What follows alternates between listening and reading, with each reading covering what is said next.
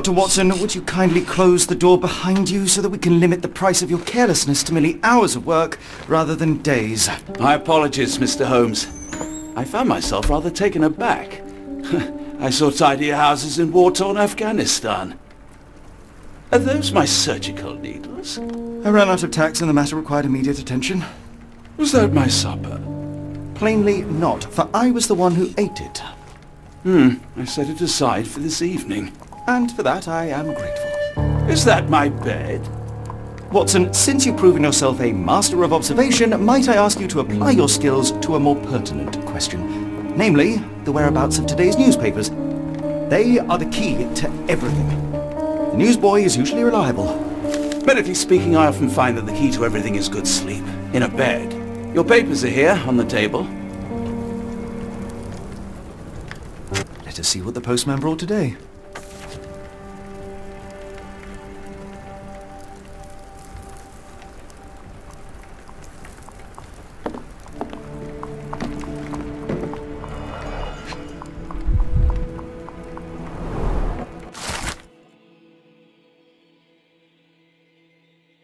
Local gossip, all of it uninteresting.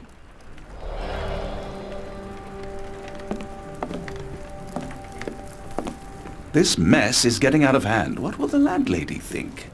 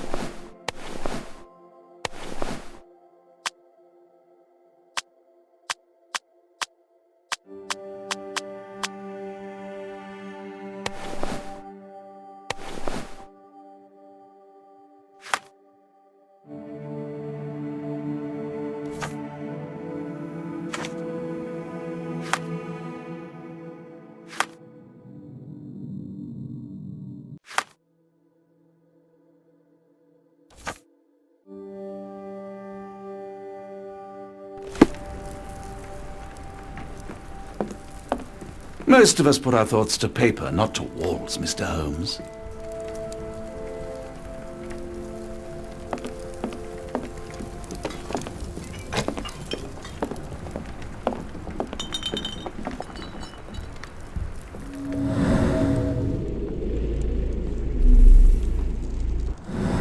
Your mail is on the table, Holmes.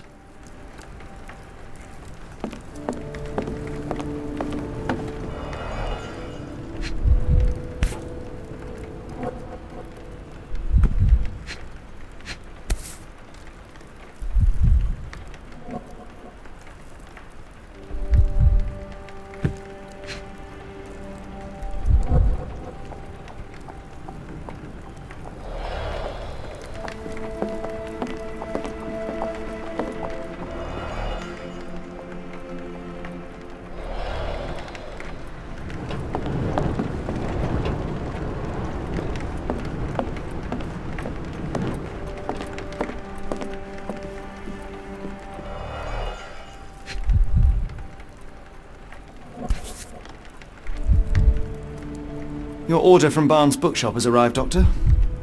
Barnes insists on delivering the books to our door, even though we could easily walk to his shop. That's good service. Your mail is on the table, Holmes.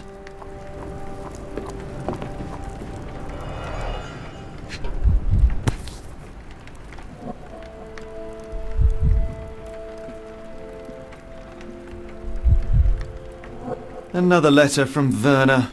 I never reply, but they keep coming.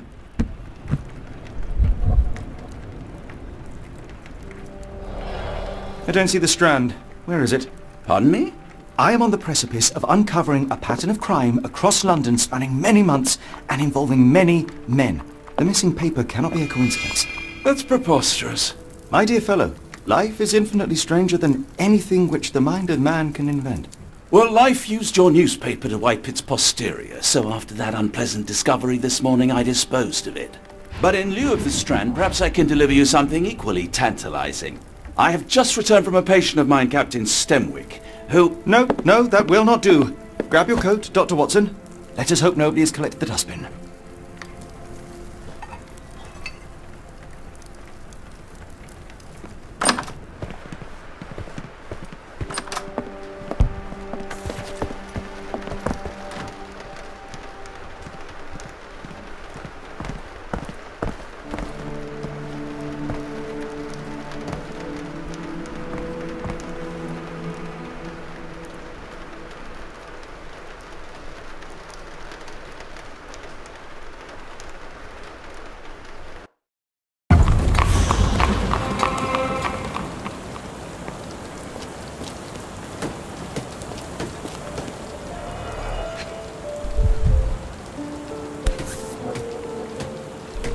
A cactus spine. If it gets in your skin, it's awfully tricky to remove, and when laced with poison, the perfect assassination tool.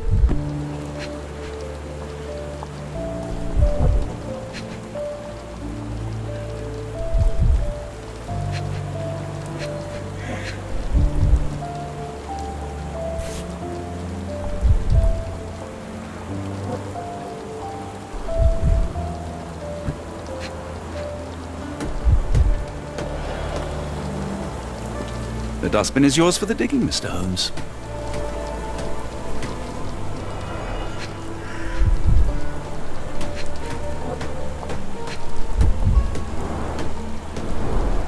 You were mistaken, Dr. Watson. The paper was indeed dirtied, but not how you implied. It's potting soil. See, Watson? The conspiracy is real. Someone tried to poison me. Poison? You? That's madness.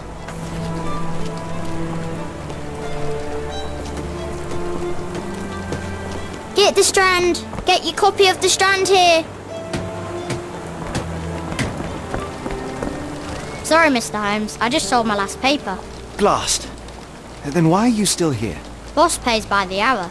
No sense in returning early.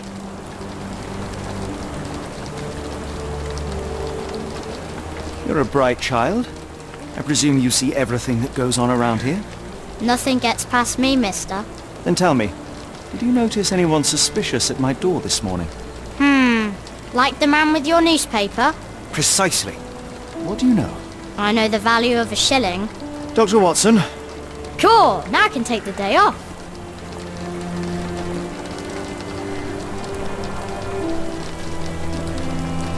Did you see what he was up to? Nah, not really. I saw him approaching your house, but I had a customer. Then there's a loud bang. I ducked down. Not because I was scared, because I wasn't. I had to protect the merchandise. And all I could see was him kneeling at your door. Which way did he go? Not sure. I was distracted by customers. Sorry. Can you describe the man you saw? He was carrying a lot of books. Up to his chin they were. Never heard of a well-read assassin. Looks can deceive. Hence the appeal of disguises. All right. You earned your shilling. That'll be all. Thanks, Mr. Holmes. Maybe I could be your eyes and ears. If you have more shillings.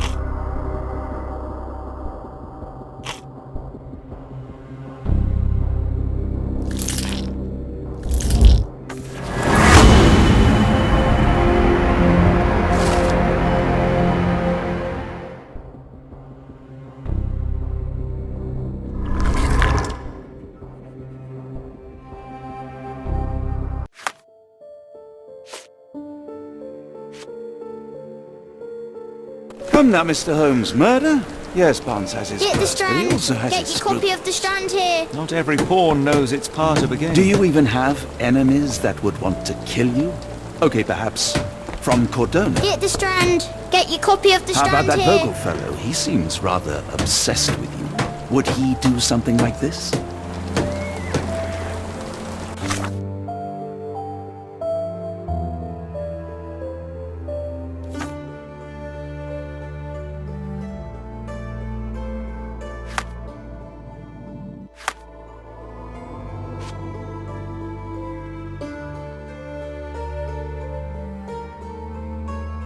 Get the Strand. Get your copy of the Strand here.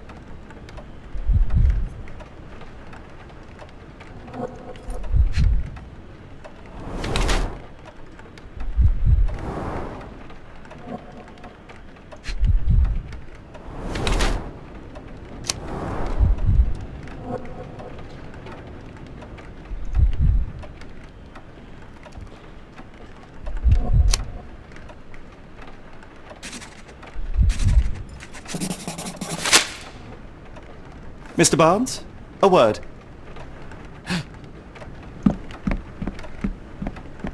Oh, for goodness sake.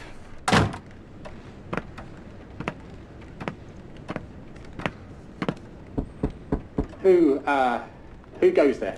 Sherlock Holmes. Now will you please... Mr. Holmes. Golly, I did not see you come in. Would you care to answer some questions for me? Well, I wish I could, but I am deep in the weeds with work. How about we reschedule in a month or two? Come now, Mr. Barnes. It will only take a moment. Really deep in the weeds with important things. Well, help yourself to any book, just take it and pay later. I trust you, Mr. Holmes. Barnes doesn't seem like himself. Why is he acting this way? You're asking the right questions, Doctor. Let's find a way to coax him out.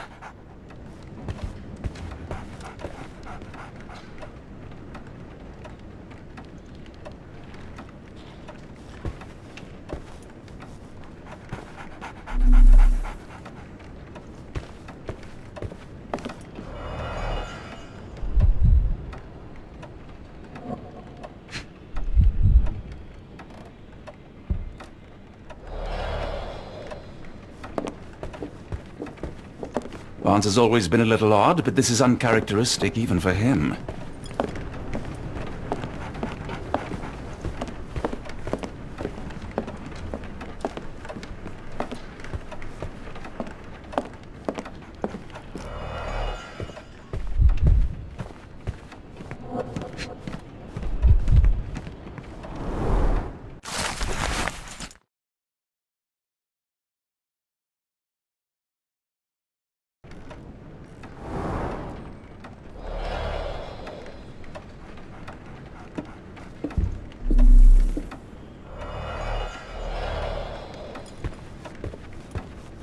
could hardly imagine anything more macabre. I could hardly imagine anything more macabre.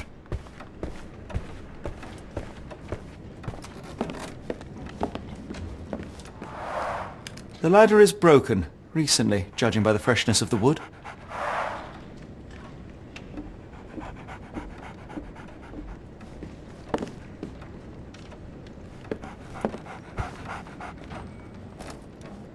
So, Barnes has a dog now. Who's a good boy? Apologies, but I can't hear you. Please come back later. We're looking for a cactus needle in a haystack. A spine in a book stack? No, come on, Watson, think.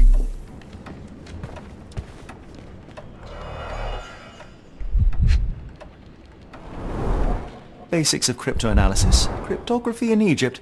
It appears Barnes has an interesting hobby.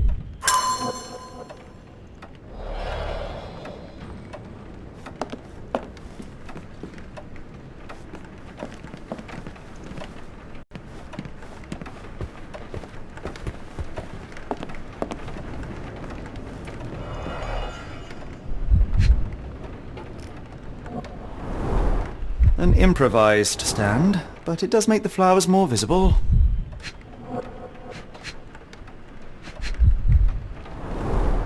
In the language of Mycroft's secret agents, it's a sign.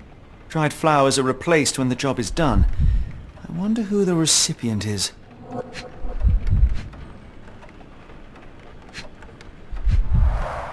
The finest view London has to offer.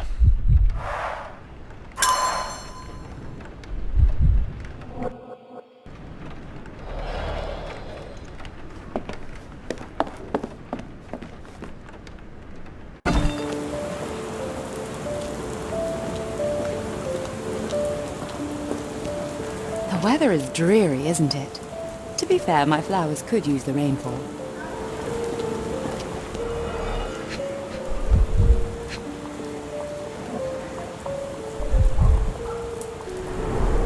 Encouraging people to stop and smell the roses? Our national emblem. God save the Queen. It must take patience and care to produce a bloom so beautiful. I imagine so. I merely sell them.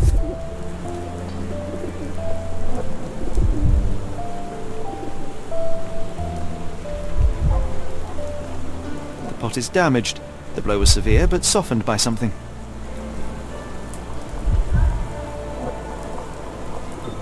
Familiar spine.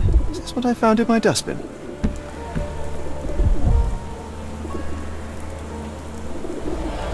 Anything tickle your fancy, Mr. Holmes?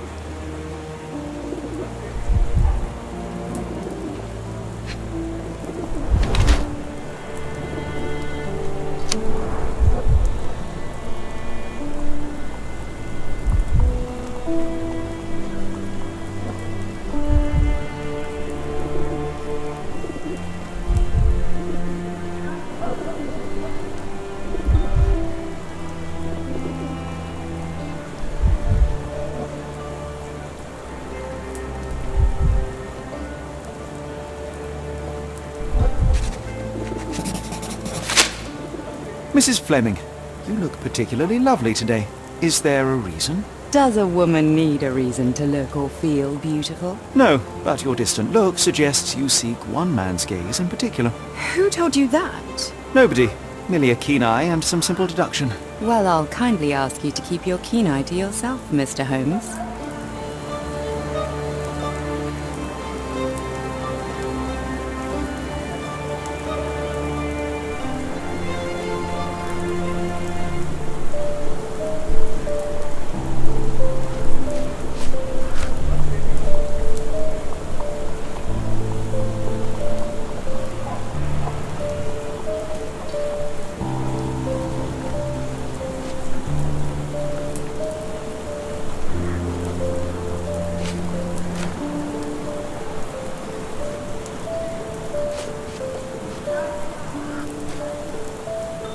What do you make of the flowers in Barnes' shop window? Well, they could use a bit of water. Do they mean anything to you? Mean anything how? I'm not sure I follow, Mr. Holmes. Why do you think they're there? Are you suggesting the flowers are for me? It seems likely, does it not? Oh, I hope you're right.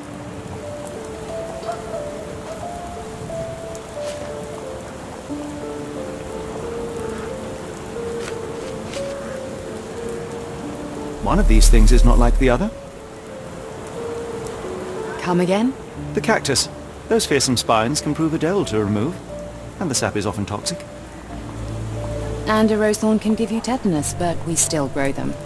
The cactus seems comparatively harmless, though you have me thinking it must be valuable. I was under the impression that you knew its price already. Your guess is as good as mine. The first time I saw this cactus was when I came back from my break.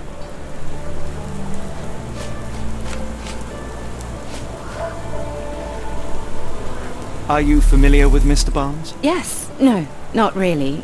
Well, in a way. What on earth does that mean?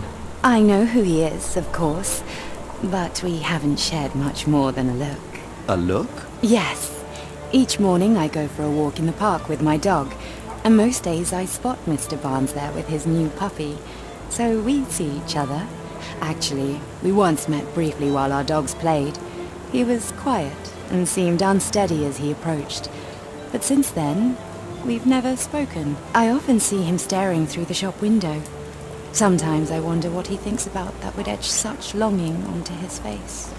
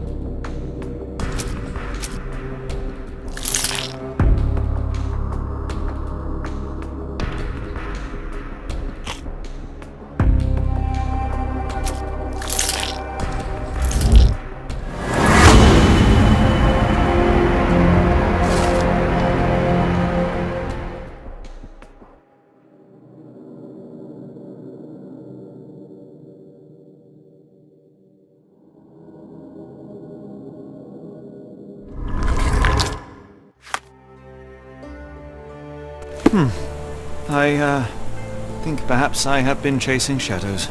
Do not despair, Mr. Holmes. Even the best of us may... We better tell Mr. Barnes what we've learned.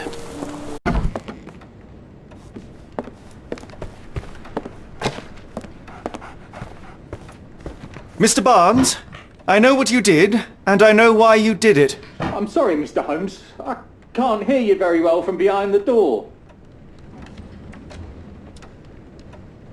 You ordered a cactus from the plant catalogue and then left it for Mrs. Fleming as a gift. You place flowers in the window to get her attention and wear high heels to appear taller and more desirable.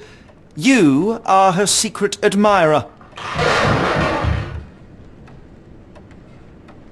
I couldn't read this morning's edition of The Strand because it was covered in soil and spines. I know you dropped a cactus on it and then fled. Barnes, it's Dr. Watson. Rest assured we are not interested in disclosing your personal affairs to anyone, including Mrs. Fleming. Please come out. All right, then.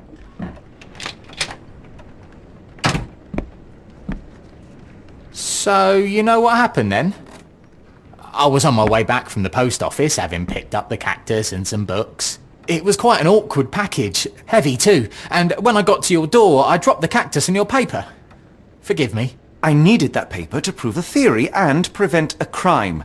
Your actions were rather disruptive. Your clumsiness carrying the post is matched only by the clumsiness of your romantic gesture. Oh, it's true. I am useless with this sort of thing. I'm not even sure if Mrs. Fleming noticed.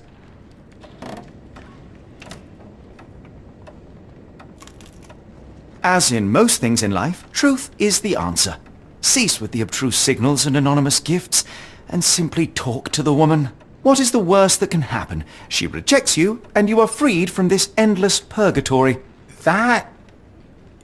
Yes, you are correct, of course. I do have a slight tendency to overthink things. Thank you. So at last, we return to the matter of the paper.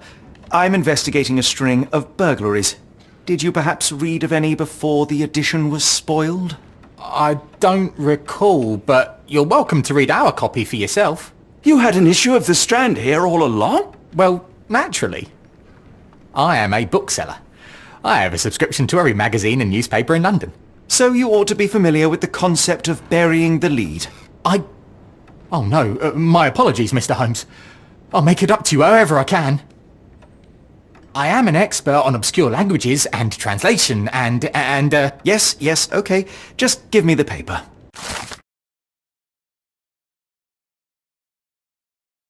Come, Dr. Watson. Let us put this matter behind us.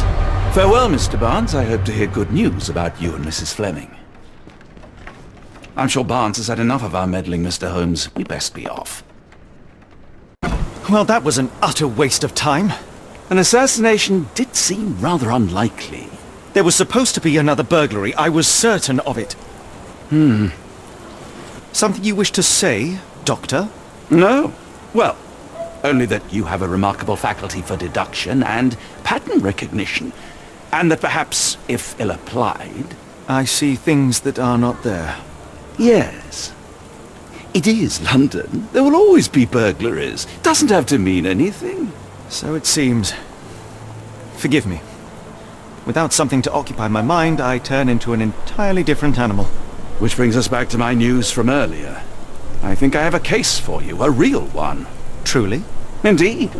Though perhaps not as thrilling as your stories from Cordona. A patient of mine, Captain Stenwick, told me that his servant disappeared. I said I knew just the man to help. What do you say? Oh, Watson. Yes, I know it's not the most tantalizing mystery, nor the story to launch my writing career, but... It's brilliant. Let's go. Oh, good.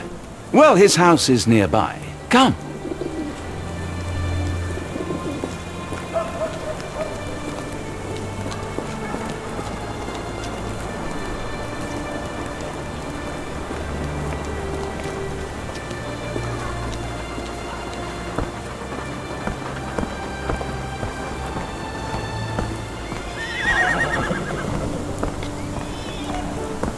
Not much further now.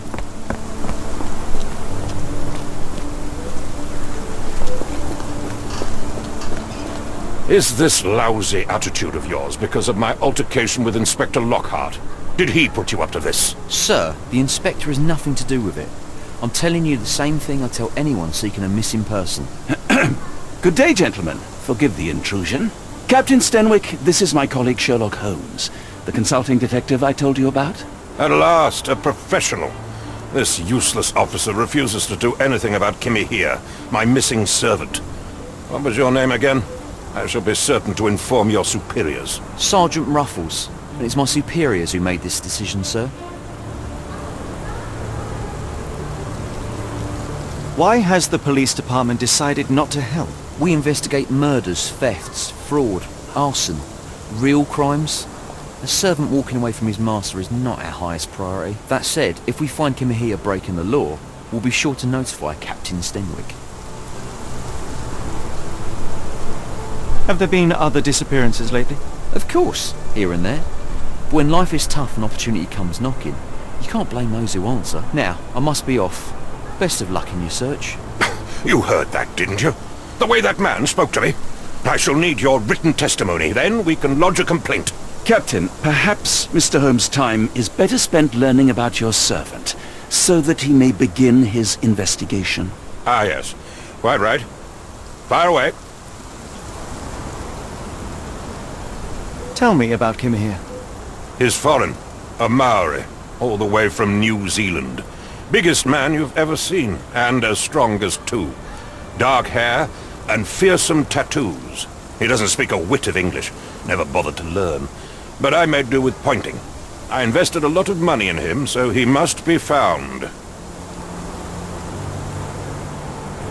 When did you last see your servant? Kimmy here normally brings me the morning papers, but yesterday I had to get them myself.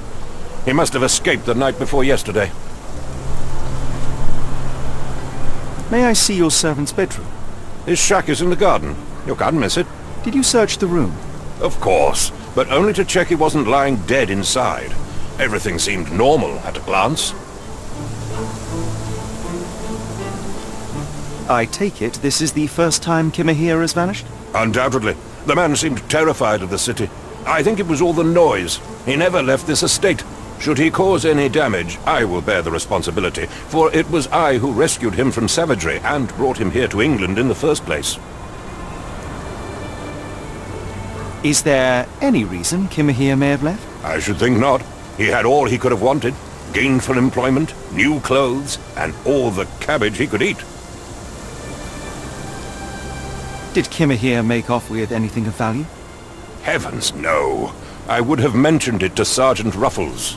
Still, he must have fled with some money on his person. No. I kept his wages in my safe. For security. All right, Captain. I think I have enough to get started. We shall first take a look around the mansion. Go ahead. I'll be here, mentally drafting my complaint.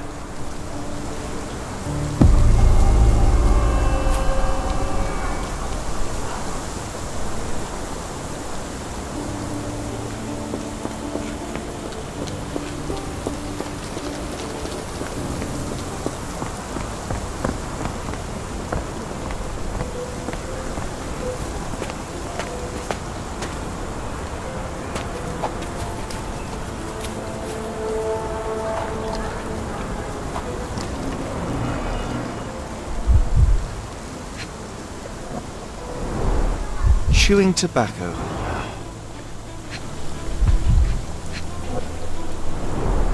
A shoe print, roughly size 11, with a worn-out sole. These are a workman's boots.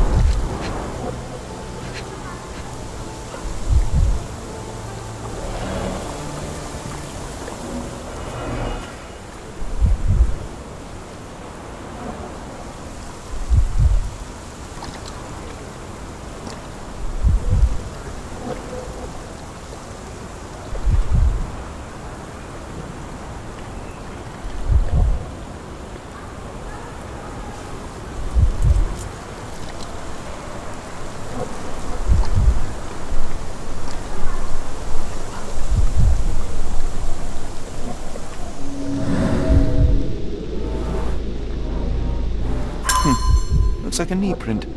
Someone knelt here. The amount of chewing tobacco suggests they were waiting a while. Amazing, Mr. Holmes. To read the ground like an open book.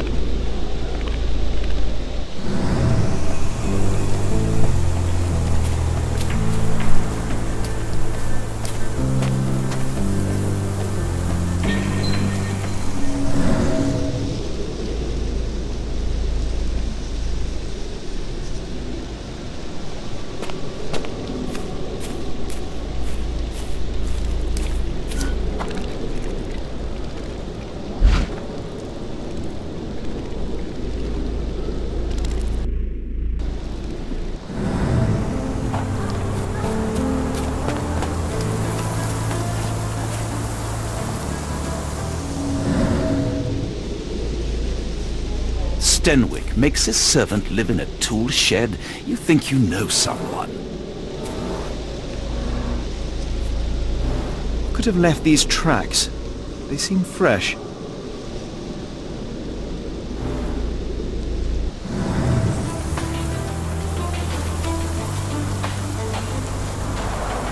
This lock is quite unusual. It appears that the key should be bent to the right.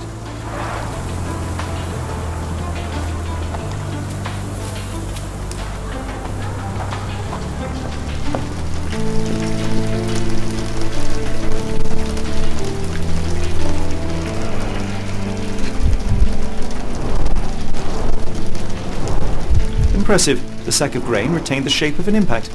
Someone hit their head here.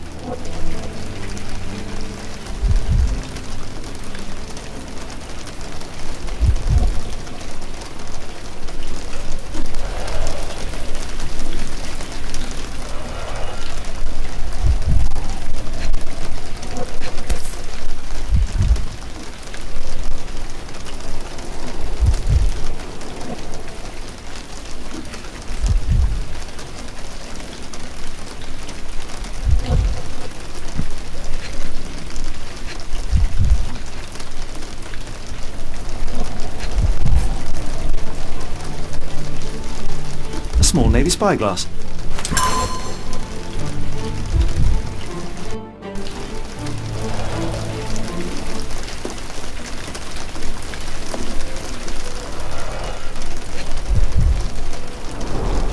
A scrap of Hessian.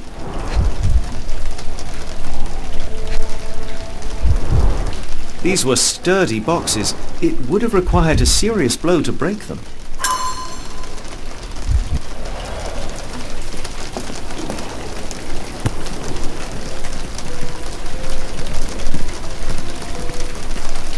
A Maori nose flute. Ngurus, they're called.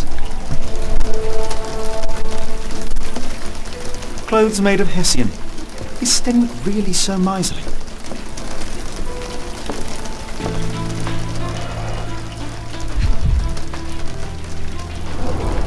Button chops. The remains of a meal.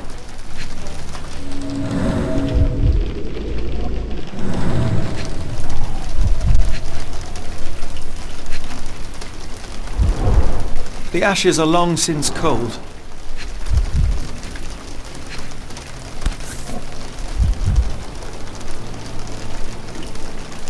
A heavy chemical odour. Lend me your nose, Doctor. I'll never forget that smell after my time in Afghanistan. That's an opioid, Mr. Holmes, a narcotic.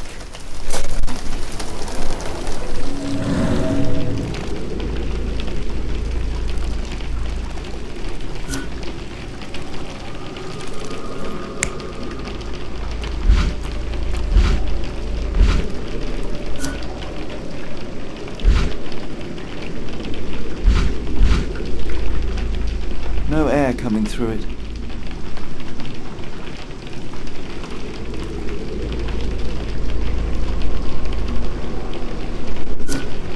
Do you think Kimmy here had an accomplice in his escape? Yes, Denwick is no angel, but he's one of my few clients. Please, try to remain courteous. This disappearance is intriguing, no? I cannot make head nor tail of it.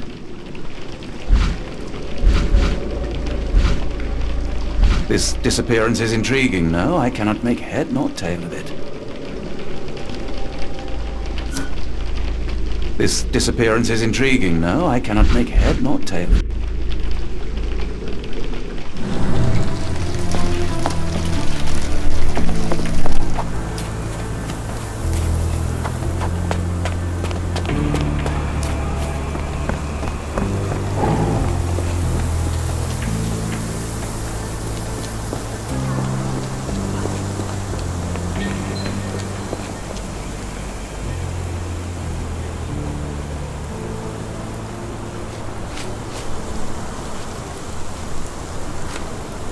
Is this spyglass familiar?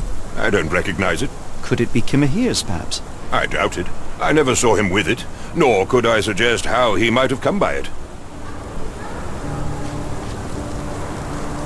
I came across a pile of Hessian clothes in the shack. Are they Kimahir's? Yes.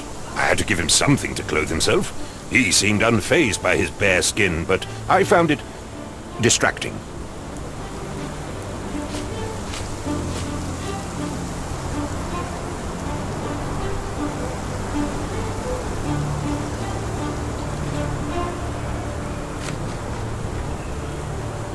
Are you joking? Why would I know this?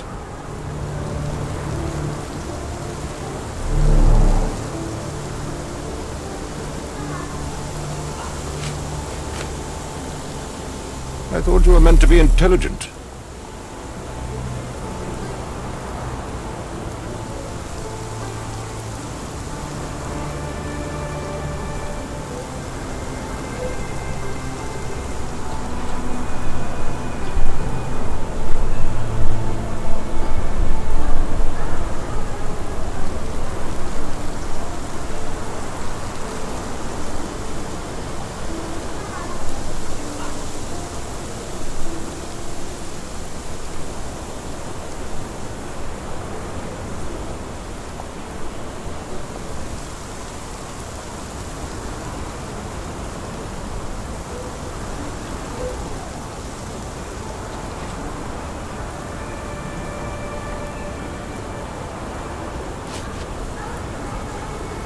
The door to your garden has an interesting lock. Yes, I have uncommon locks on every door of my mansion. It makes them harder to pick. Kimmy here and I both had a set of keys. I'll need to borrow them. No, you'll need to do what I tell you to do. Examine the garden.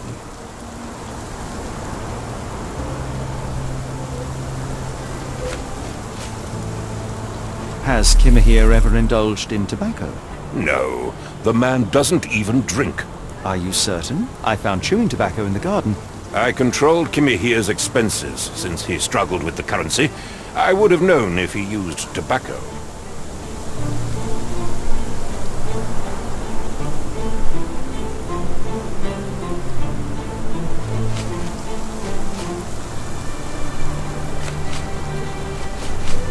Do you happen to know Kimahir's shoe size?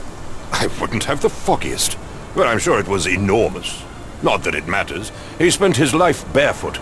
Despite my best efforts, he simply did not take to shoes.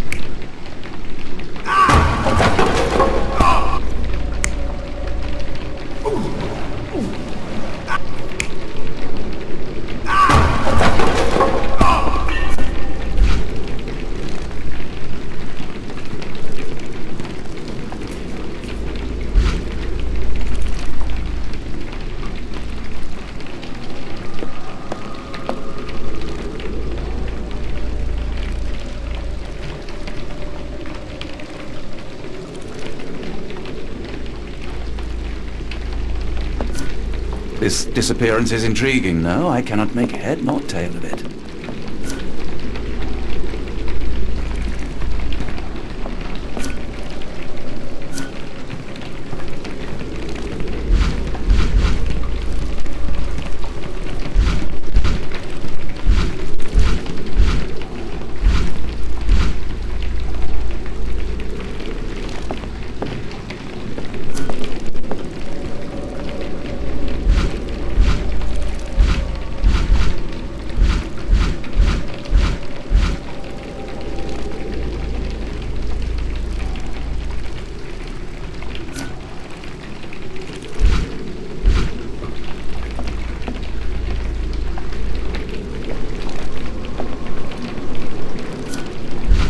This disappearance is intriguing, no? I cannot make head nor tail of it.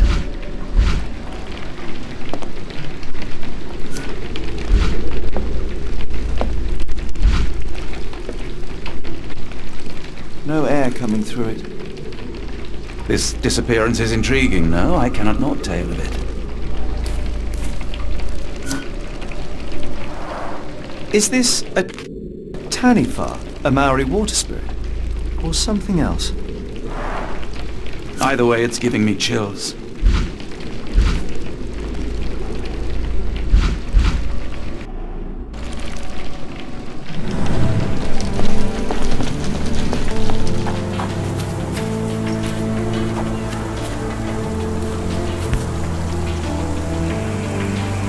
The rag reeks of smoke. Someone plugged the chimney.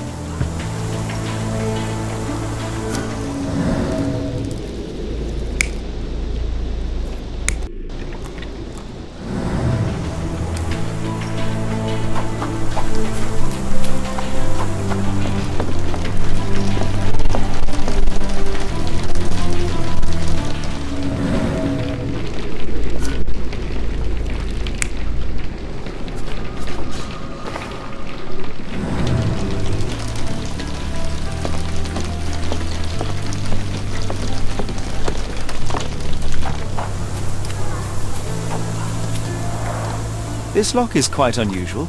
It appears that the key should be bent to the right.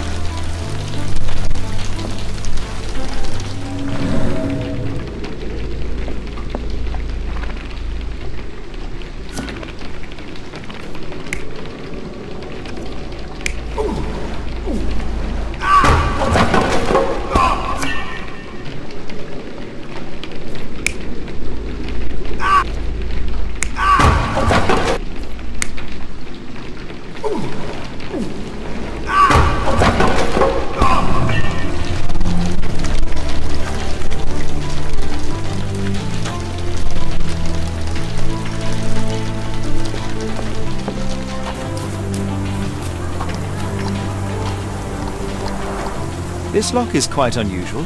It appears that the key should be bent to the right.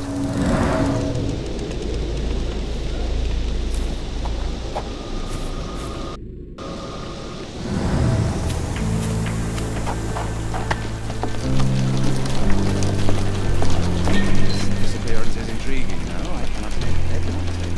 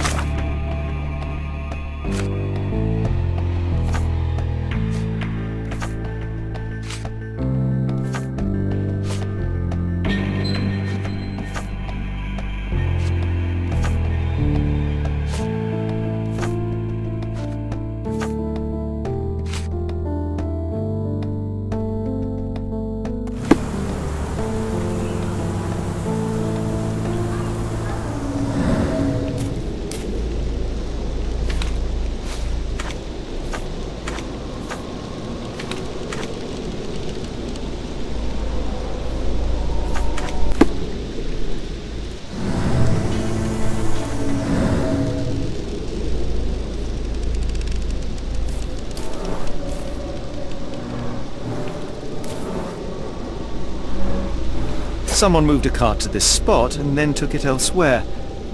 Can't see it anywhere in the garden.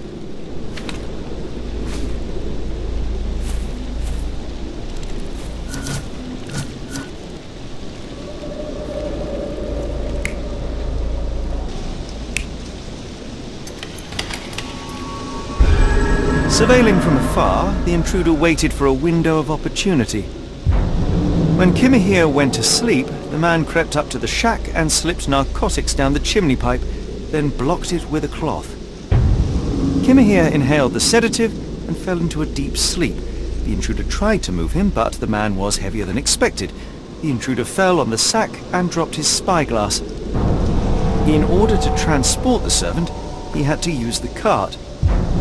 The final challenge was opening the garden door. Luckily for our intruder, Kimahir had the key in his shack. Remarkable. It makes total sense.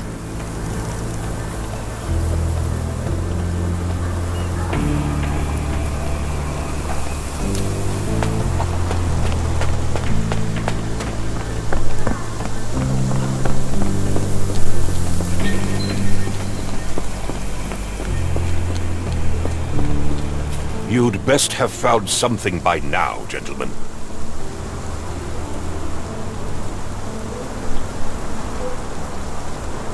I found the residue of narcotics in Kimahir's brazier. There are several explanations, perhaps your servant's recreational interest, or an attempt at poisoning. Cut to the chase, Mr. Holmes. I fear that someone may have spied upon Kimahir. Likely the owner of the spyglass I found earlier. It appears they were watching for some time, as there was an impressive amount of chewing tobacco on the ground. And your point? You said that you checked the shack earlier.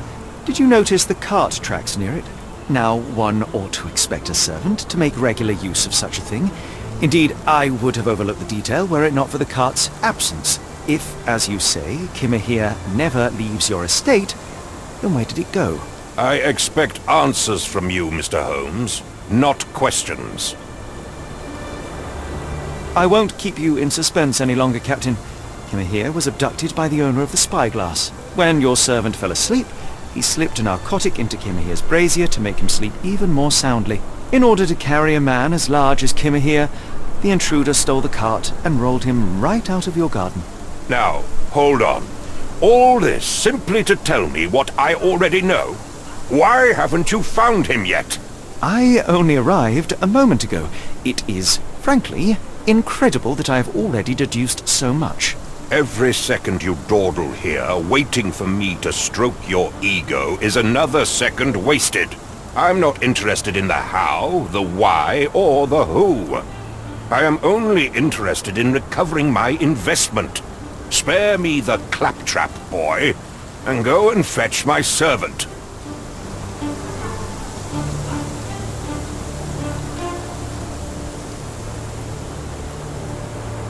Truly, there is no better evidence of a man's nature than the way he treats those who help him.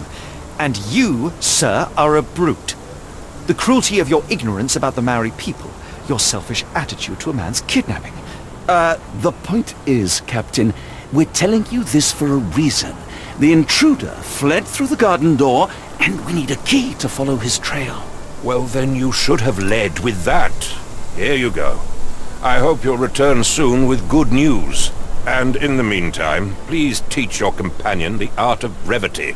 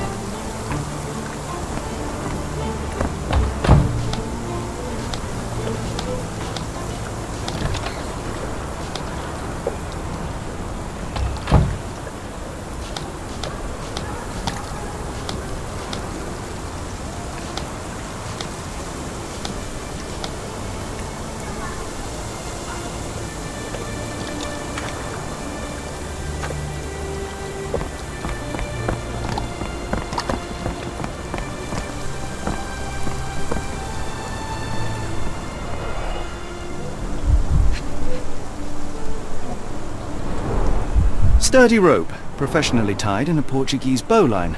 This knot is often used by sailors to create a bosun's chair.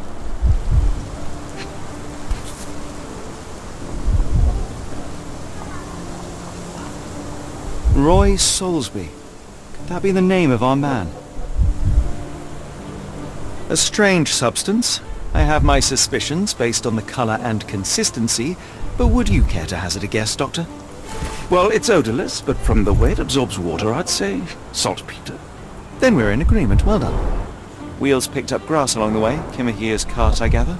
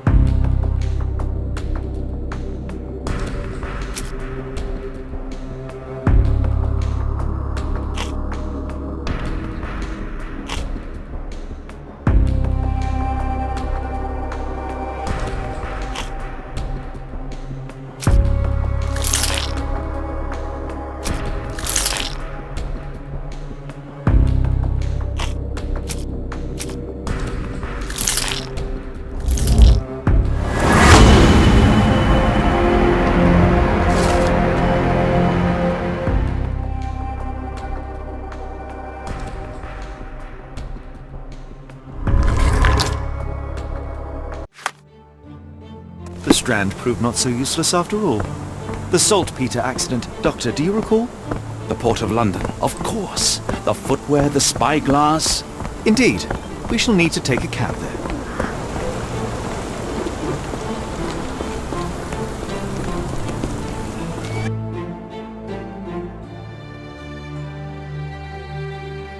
Where to go? The Port of London, please.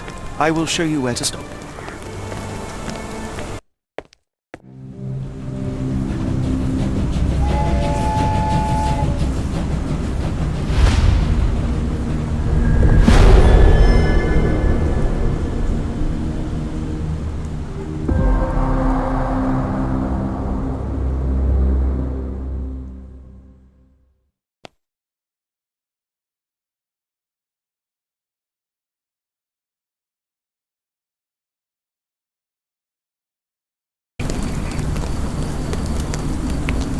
Mr. Holmes, what a compelling mystery we have stumbled upon. Perhaps I have the premise of my next novel. One kidnapping does not a story make. Stop! A black cat crossed before us. It's a bad omen. I do not take you for the superstitious type, Doctor. Such things are mere fantasies, tricks of a feeble mind. One imagines a physician would keep a surer footing in reality. Perhaps. Before the war, my time abroad was difficult. Once, I came across an Afghan, bleeding, who I could not save. He pressed a rosary into my hand. A gift, he said, so as to gain God's favor after that. Dr. Watson? Yes, well, I shan't get into details, but sometime later I found myself lost in the desert. Dehydration set in, and things grew ever more dire. The man's words came to me. I said a prayer and placed the rosary on a rock. A gift to gain God's favor. And you were rescued? Yes. A detachment of British soldiers found me. To whom I'm grateful. Without their diligence, you would not be standing here and I would not have this case. I'm sure you have another explanation prepared, Mr. Holmes, but I think I shall cling to the occasional superstition all the same. To each his own, Dr. Watson. So long as it does not interfere with my methods, do it. We must press on, cat or no cat. The question remains, why abduct Kimahir?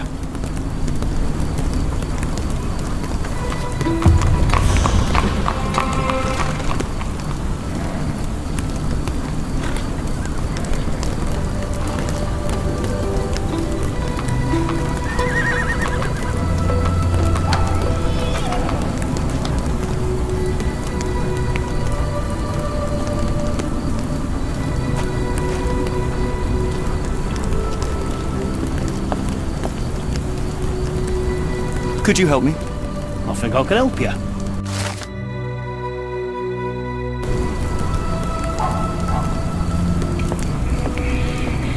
May I ask for your assistance?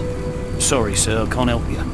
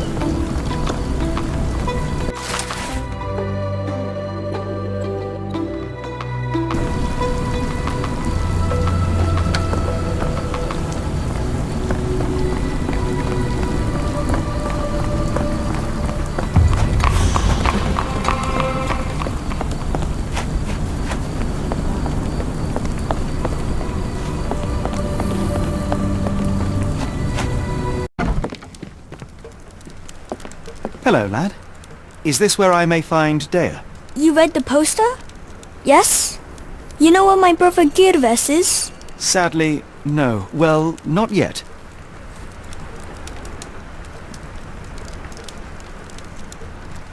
I want to speak to Dea. Is she around? Amma, my mother. She got sick after the fire. Big red smoke. She couldn't breathe, so I took her to the doctor. Now I am in charge. Where did you last see Girves? He worked at a, warehouse. This man, Roy Solby, gave him the job. He paid him a necklace.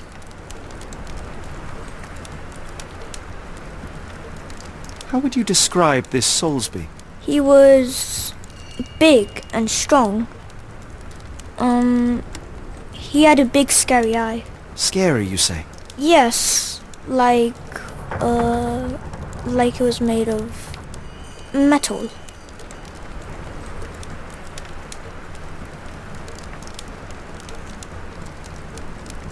Do you still have the necklace that Soulsby gave to Girves? Girves left it near the shrine. I tried to sell it to buy Amma medicine, but no one wanted to buy.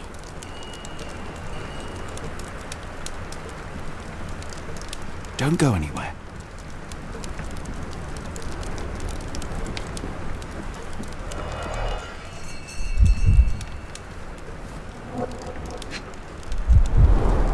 I miss Girves. Do you think he's okay?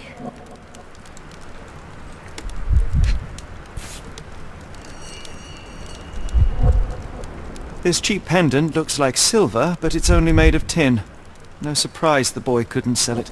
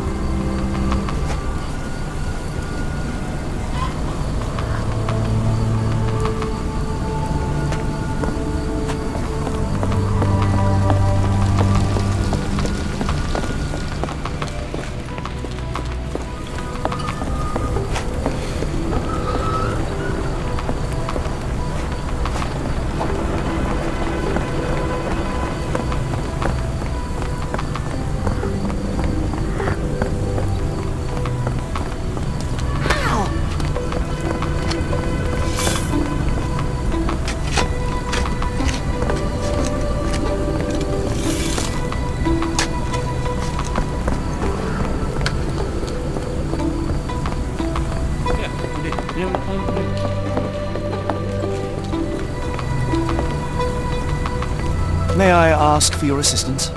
I think I can help you.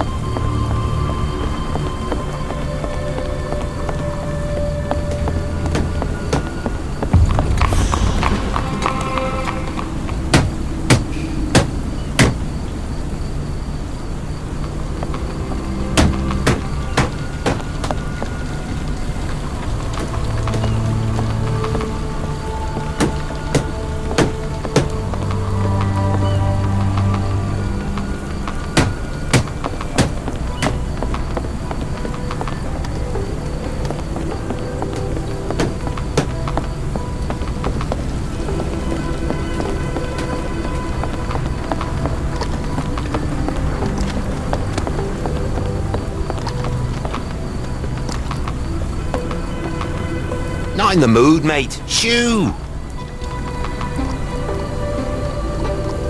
Pardon me, sir. I am looking for Roy...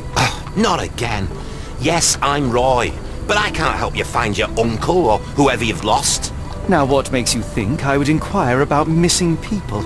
You are the fourth person to ask this week. Just because I work at the port doesn't mean I keep track of everyone who comes here.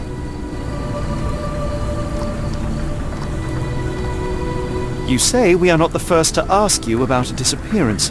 Do you recall anything about those who came inquiring? I only remember the foreign woman. I didn't catch her name, but those are her posters hanging up everywhere. She has badgered me twice now, and I still don't know nothing. And this woman can be found? No clue. She was talking gibberish.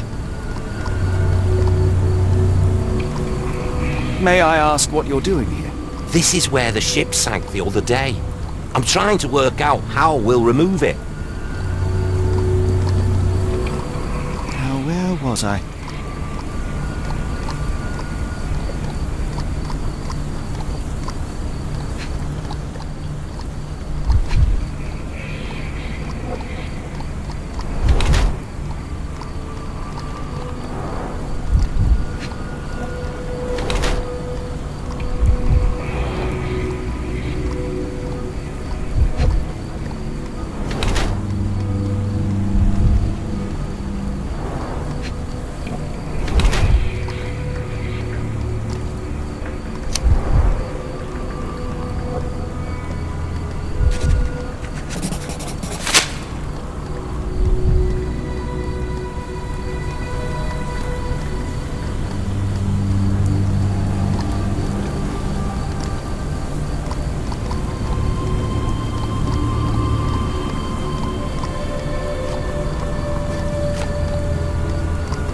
Have you seen this before? My card? Where did you dig that up? At a crime scene near Baker Street involving a young servant's kidnapping, I might add. No. Someone used it without my consent. How else would it end up there?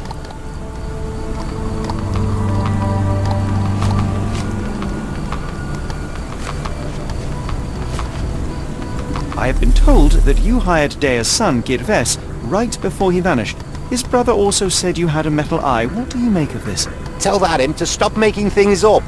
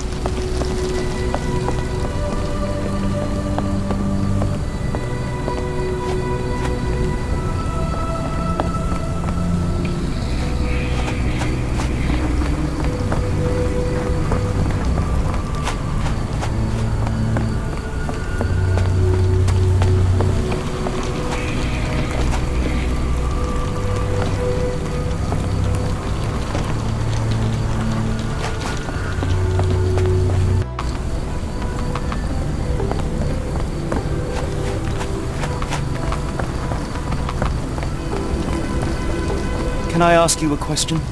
No, sorry, I know nothing.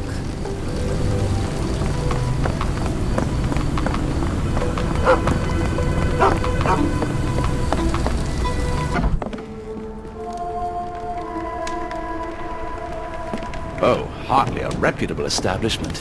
I've seen worse. Greetings, miss. I'm hoping you can help us. We shall soon see.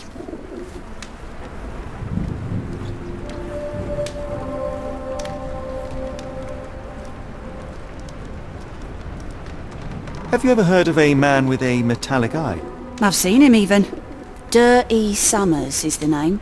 A nasty lout, with a silver ball in place of a missing eye.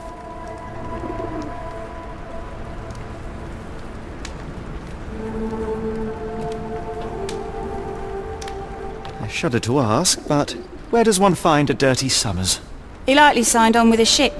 I am not one to spy on others, let alone him. I see. My advice, keep away from him. I heard tell of a recent explosion in the port. What do you know of it? Ah, yes. Something exploded in a ship's cargo hold. Caused a terrible blaze. The sky was red with smoke till morning. Where precisely did it occur? The ship sank near the third pier, next to the dockyard.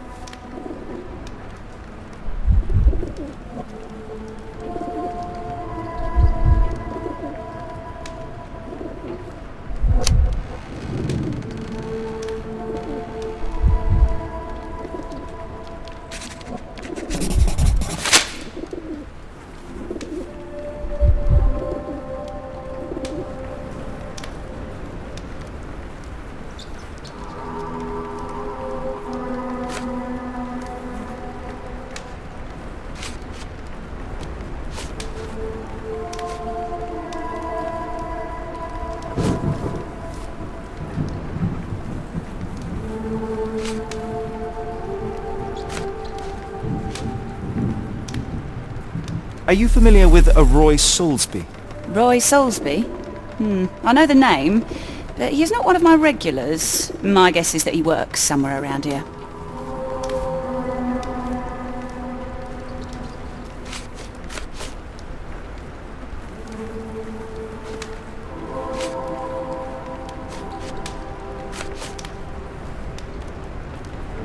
What do you know about this poster? A foreign woman asked to put it up. She's plastered them all over the port. Any clues as to her whereabouts? None. It was hard to understand what she was saying.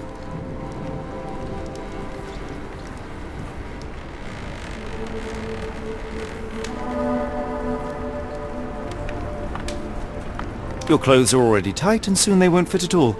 How far along are you? I thought I'd hidden it better. How did you know? Are you a doctor? In a manner of speaking. He's not. He merely has the ego of one. I apologize, miss. Mr. Holmes is fond of his observations, but I am the doctor here, not him. Do you need any help? I'm fine, thank you. I would rather not discuss my condition, nor let word of it spread.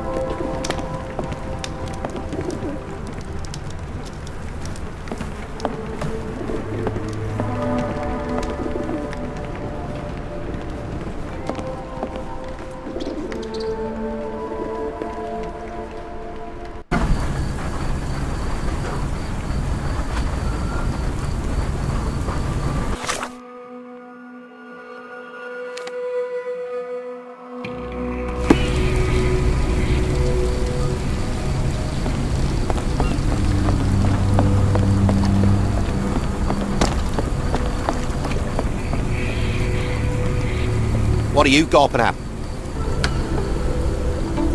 Mr. Soulsby, you know more than you're letting on. What makes you say that? A man named Dirty Summers was involved in some recent kidnappings across London. He used your name as a cover for his deeds. What? Really? That doesn't mean I'm involved, though.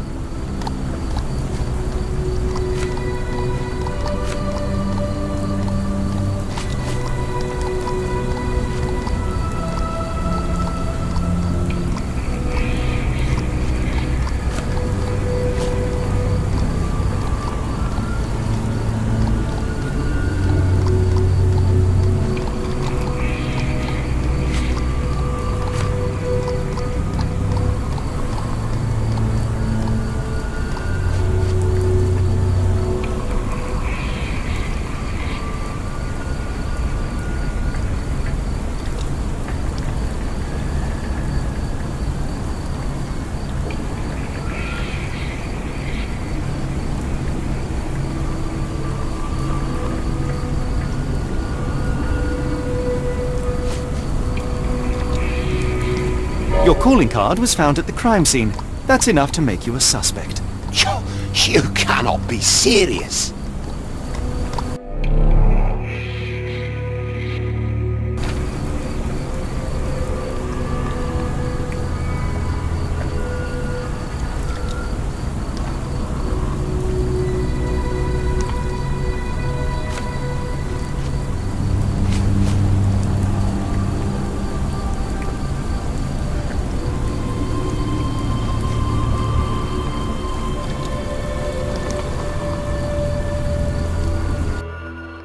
It's true. And that's before mentioning your gold watch. It's brand new and awfully expensive for a customs officer. Clearly you have found yourself another source of income. I'm sure Scotland Yard will be delighted to investigate further. All right, stop. Look, it's not as it seems. I did not partake in the kidnappings. I'm all ears, Mr. Soulsby. Yes, I know Summers. He paid me to turn a blind eye to his business in the warehouse area. Just that. On my word. You did not tell me which warehouse he used? I do not recall, but I used red paint to mark unsupervised warehouses. Ought to be one of them. What else can you say of Summers? He is a regular at the Cursed Mermaid. Goes there with his crew almost every evening. What for? I don't know. I assumed just for a drink.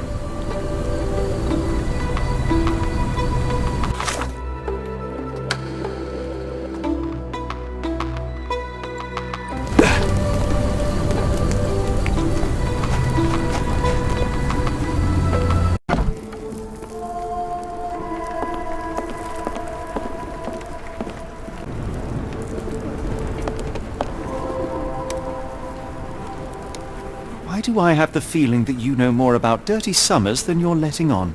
I have nothing more to add, sir.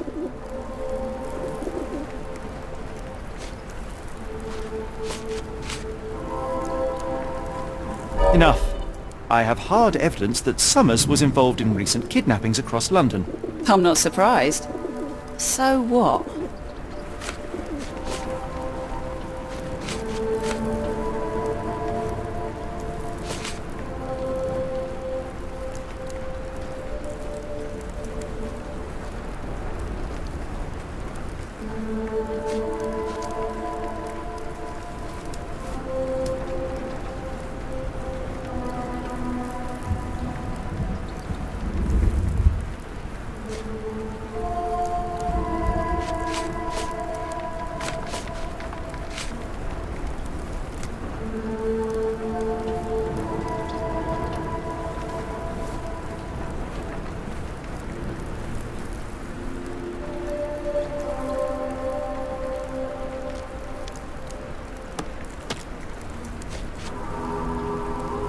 A customs officer, Roy Soulsby, testified that Summers was a regular here.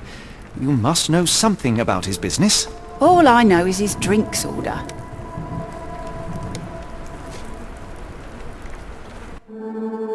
If the lives of the missing do not concern you, then I would urge you to think about your unborn child. Are you threatening me? Nothing of the sort, but that doesn't mean that there won't be consequences for your silence. Everyone knows you happily served Summers and his crew. Should the police come knocking, you'll be the one going away. And none of us wish to see you raise a child behind bars. Now, spare yourself the trouble and tell me all you know. Okay. Summers hired my private room. I think he used it to recruit people, but I haven't seen him in a few days. He paid me cash, so I paid him no attention. Nor did I touch anything inside. Here's the key, go and do what you will. Just leave me out of it.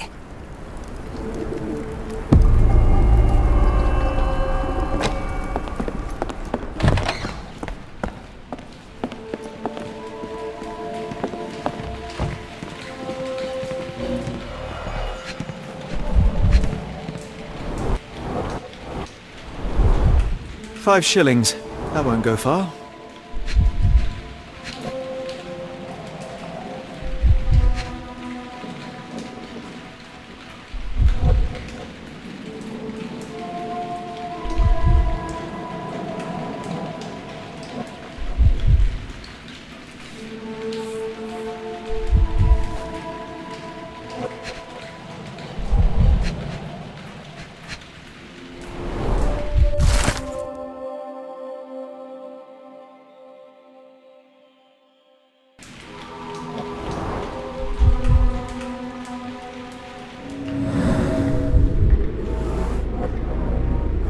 Strange symbols. I don't recognize them.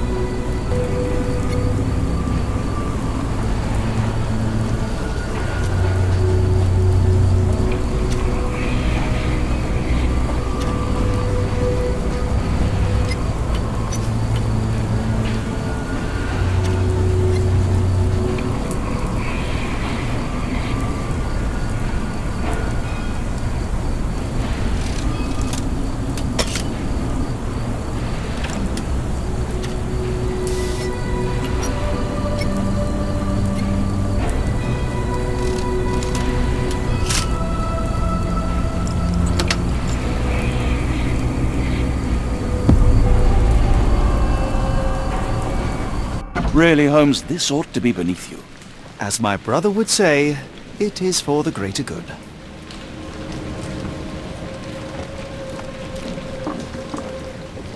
It appears that the saltpeter explosion rattled the locals. Can't blame them for staying at home. The layers of rust will prevent any movement.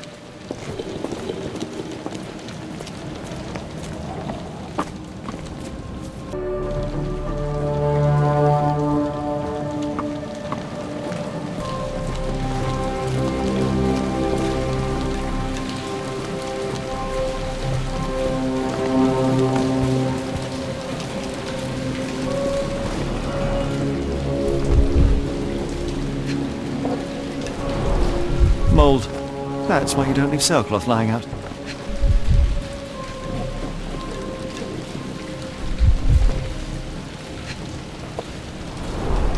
Good quality, but torn in many spots.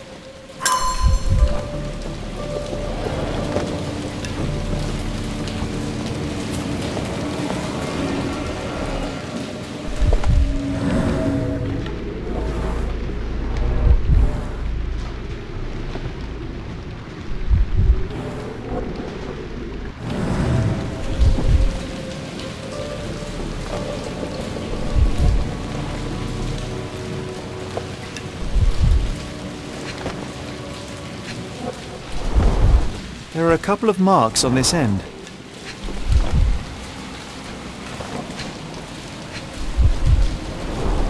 The scratches are fresh, left by something metallic.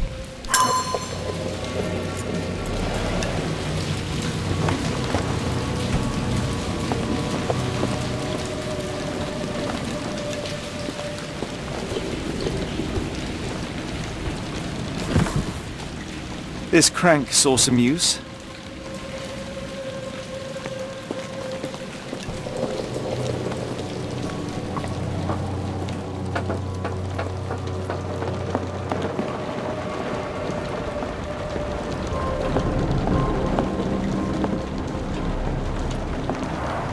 It's stuck. No one's used it in a very long time.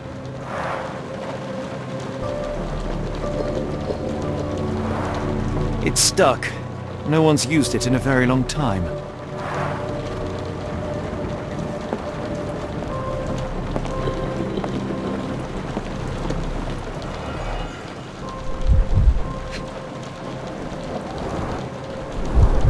Well oiled and well maintained. Fit for a crank.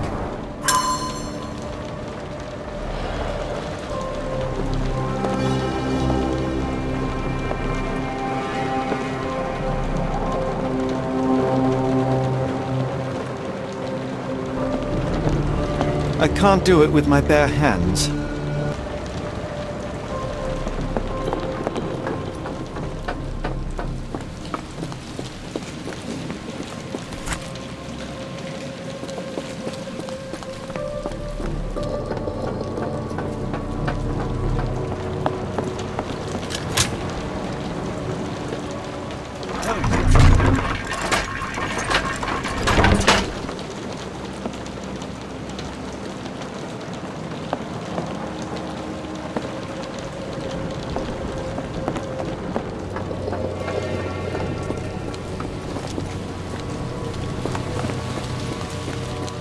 A hidden passage, just as I expected.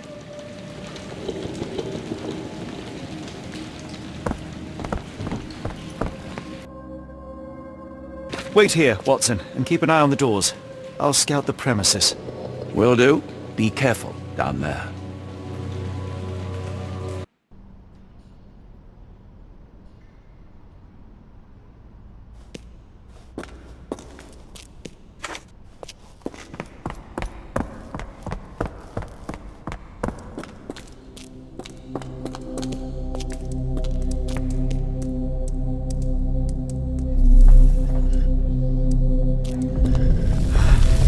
Wait, what's happening?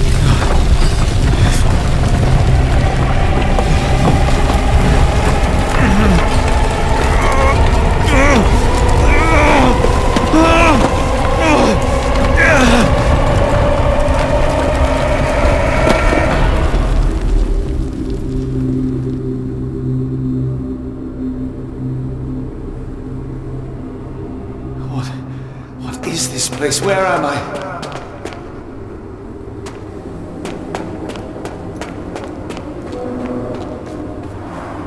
Strangely cold. Something is missing.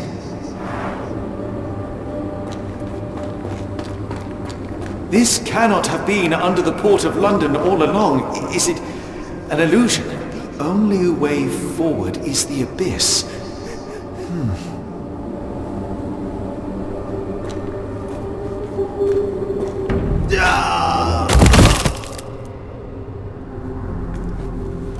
Phew, I didn't die. It is icy cold and pulsating.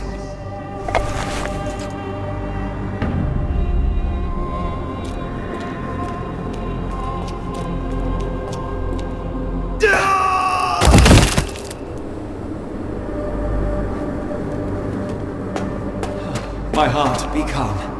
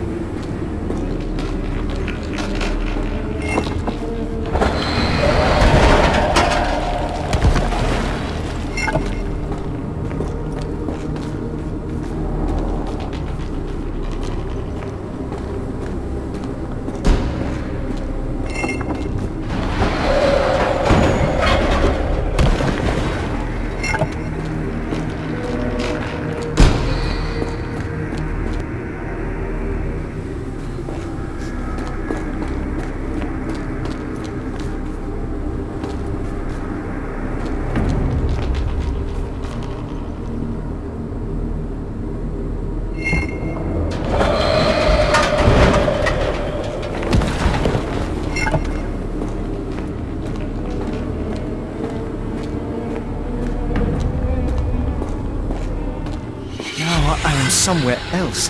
How? It's harder to breathe here.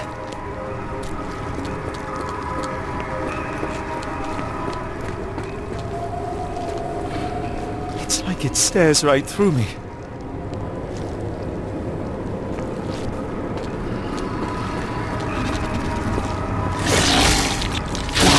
What is that?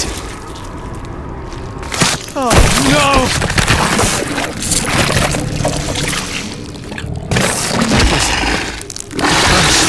Revolting.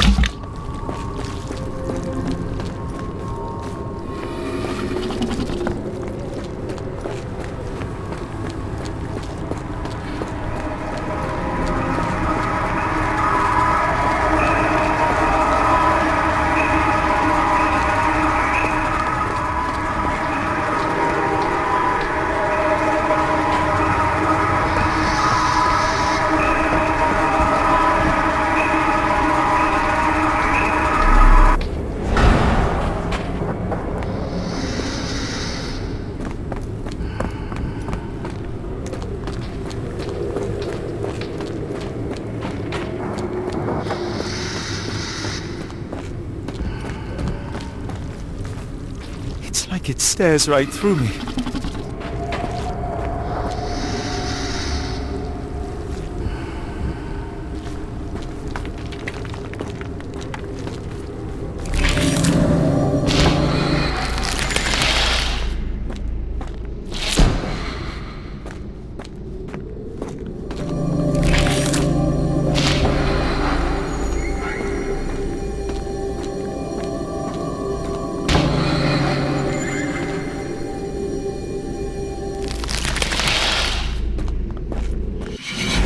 Head is already spinning. When will this end? There are 2 recesses.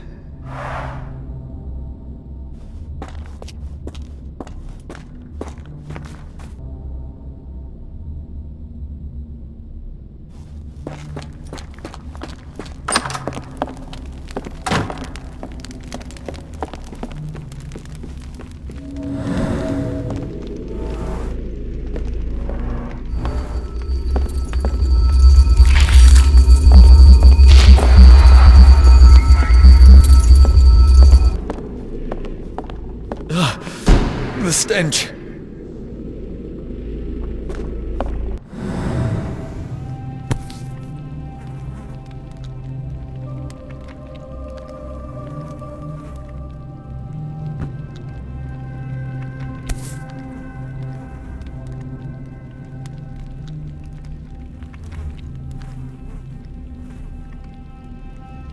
A strange stone. It almost feels alive.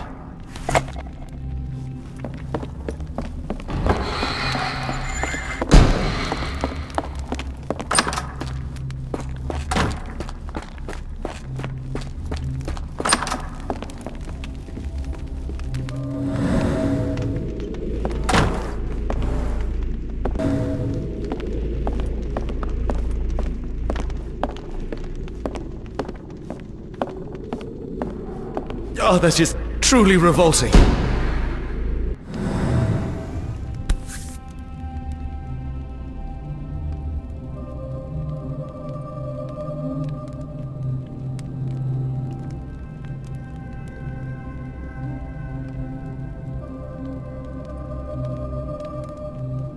Frozen and pulsing almost like it has a heart.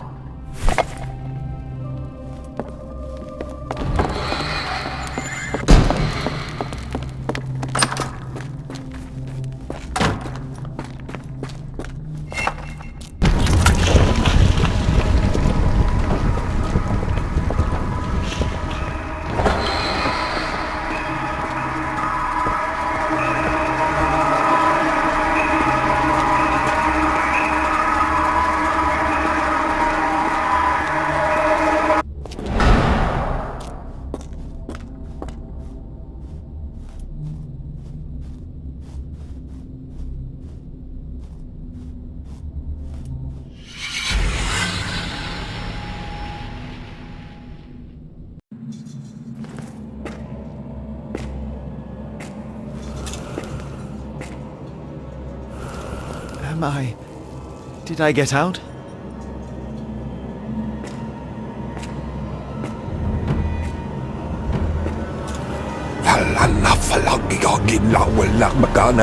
John? What is it, Holmes?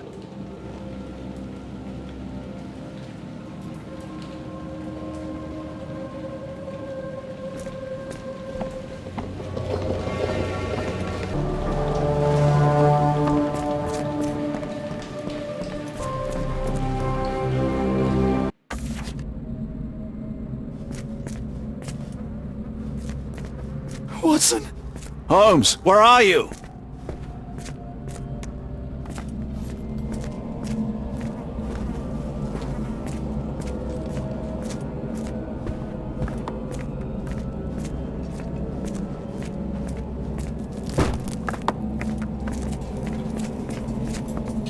Holmes! Holmes! Are you all right? Fine. Watson, I'm fine, thank you for asking. Fine? By Jove, you should have heard the way you called out my name. It was just a game of shadows.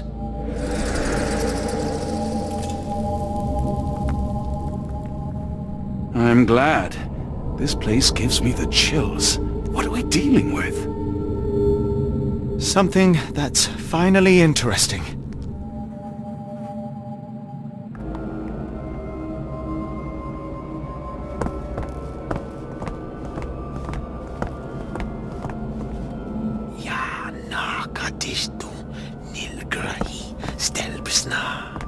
Did you hear that, Watson? I hear you.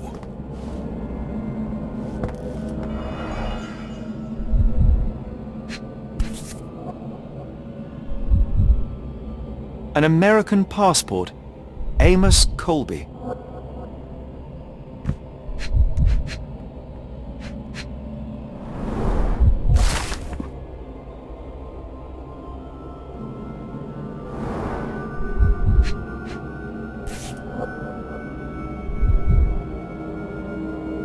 Someone got their hands dirty painting this with blood.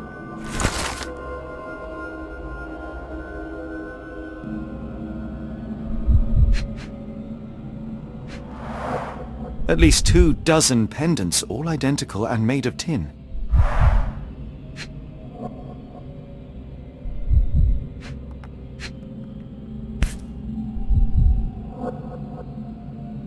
I've never seen a pattern like this before.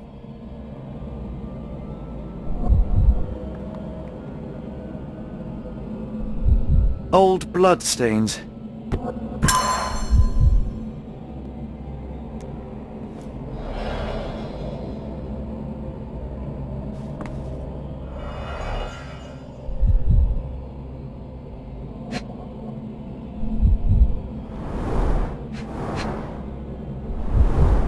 It seems made for simple experiments. I wager they could not afford a better set.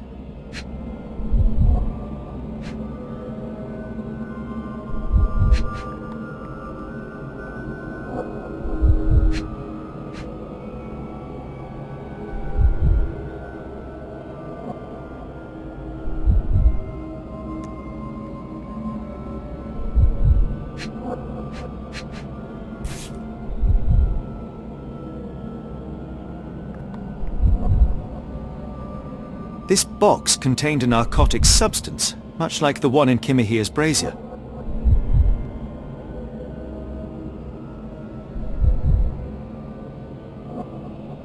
Black Edelweiss Institute, established 17-something.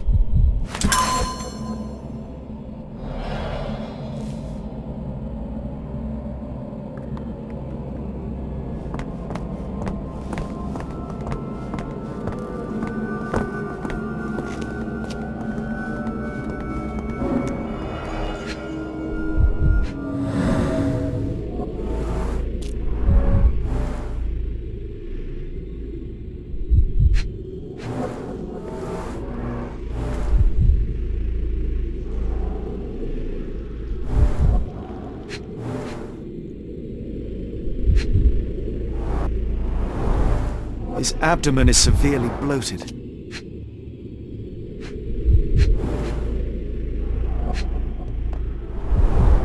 Cyanosis of the lips, marks on the neck. This man was strangled.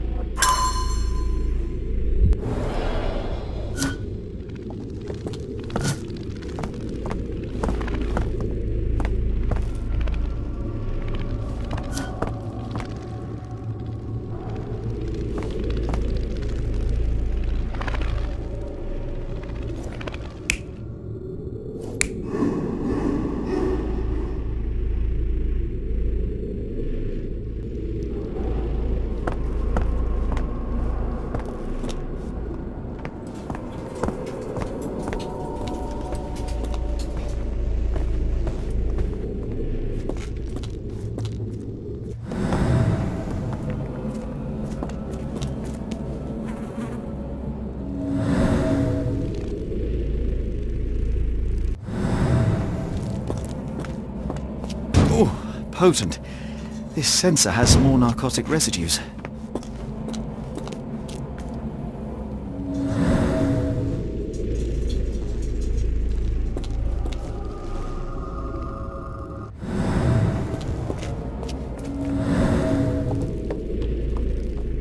Oh, potent. This sensor has more narcotic residues.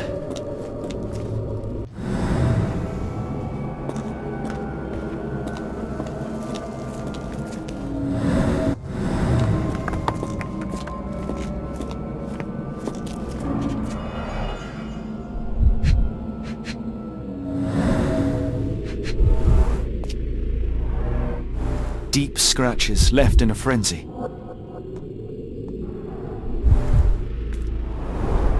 The strength it would take to carry this crate, let alone break it. A small bloodstain, but not serious.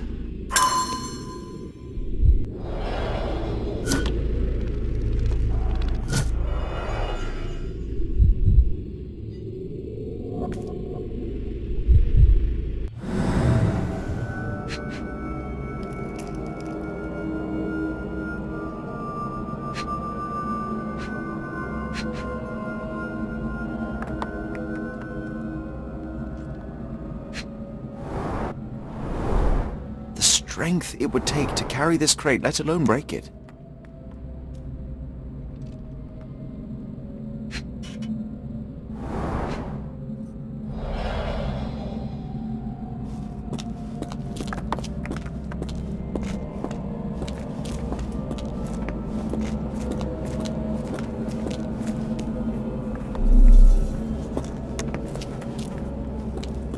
What on earth?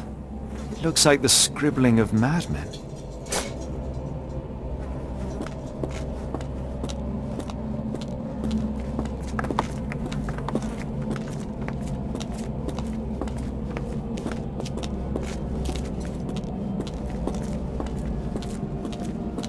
Miserable food, mass-produced.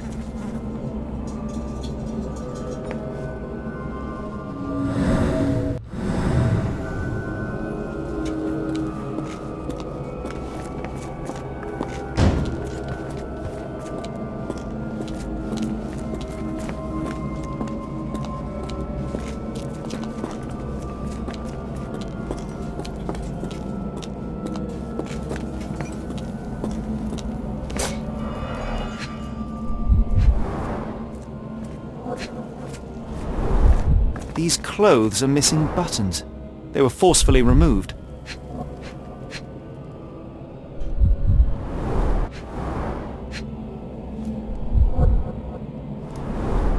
Dumpra, a staple of lecturemen's attire in Nepal, gathered from dozens of people at the very least.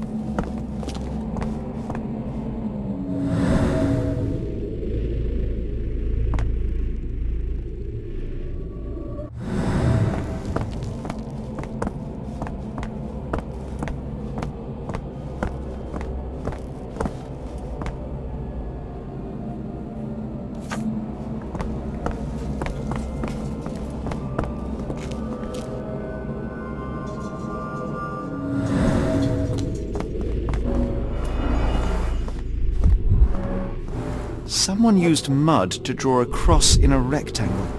Why?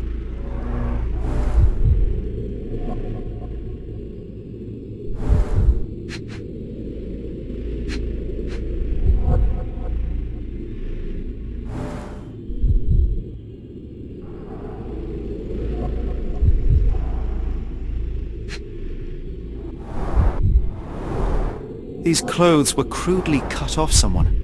An American, judging by the style.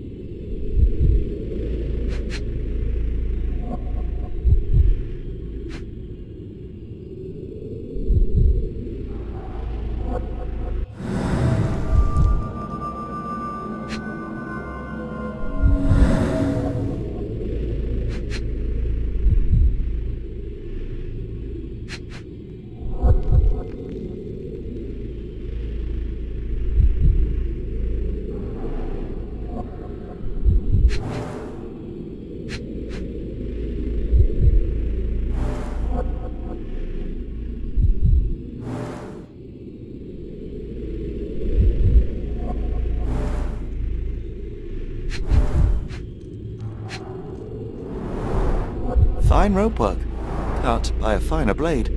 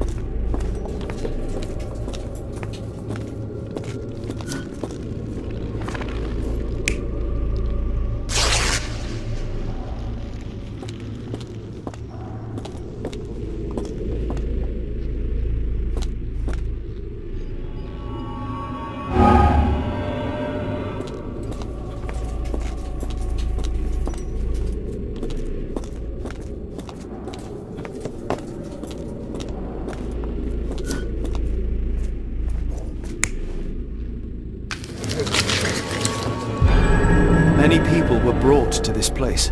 Their abductors stripped off their clothes and discarded them in a pile. The prisoners were kept in a soporific trance by the use of narcotics. A few tried to resist, but alas, in vain. After a few days, everyone was stuffed in a crate and sent elsewhere. Only one captive was left behind. He was strangled to death on this altar.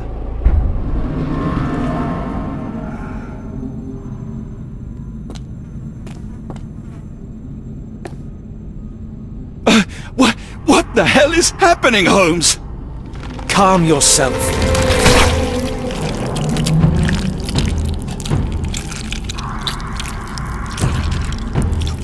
Cannot be.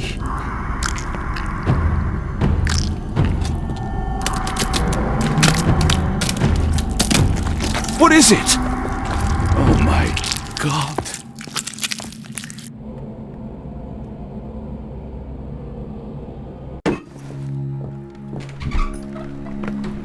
Please tell me we found all we needed to, Holmes.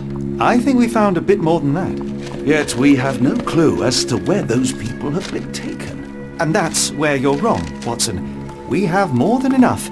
I just need to connect the dots. How about you pack your suitcase in the meantime, my dear fellow? Just in case.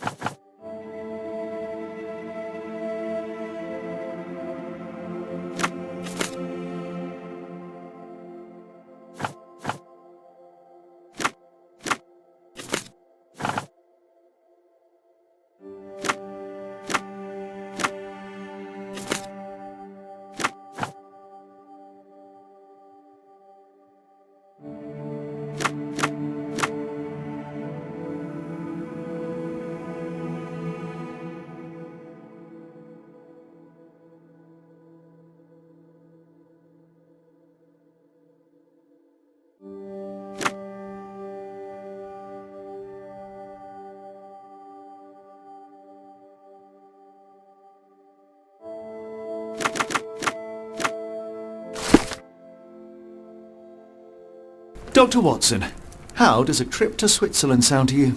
It sounds unexpected. What makes you think we should head there? It's all about the box with narcotics and Mr. Colby's clue, the cross inside a rectangle. Put two and two together, add a dash of research, and what do you get? The Black Edelweiss Institute in Interlaken, Switzerland. If we hurry, we can still catch tonight's train.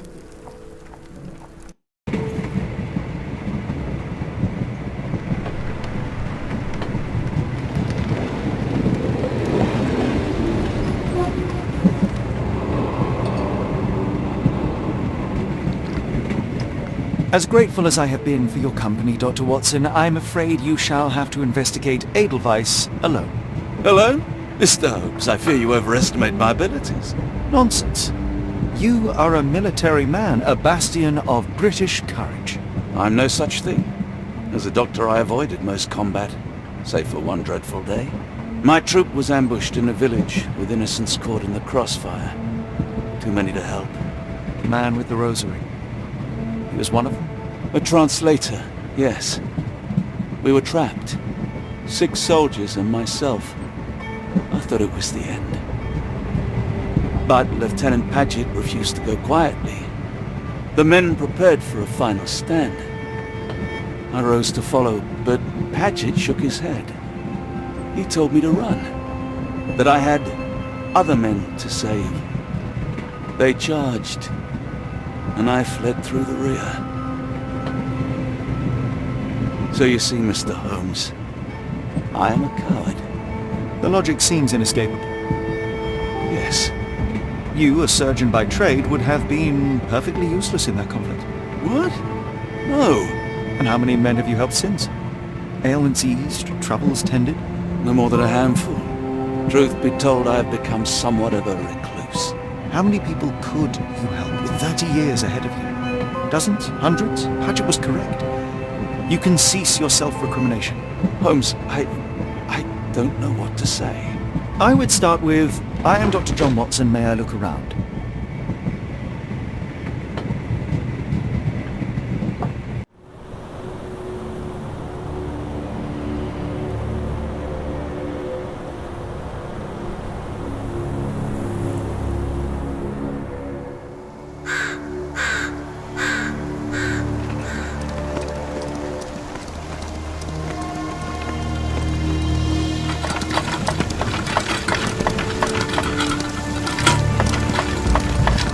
The Edelweiss staff will doubtless be eager to show off their facility to a fellow physician.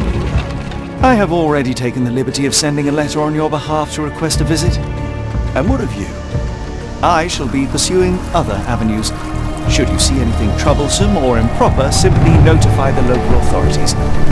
Otherwise, try a little analysis yourself. You know my methods. Apply them.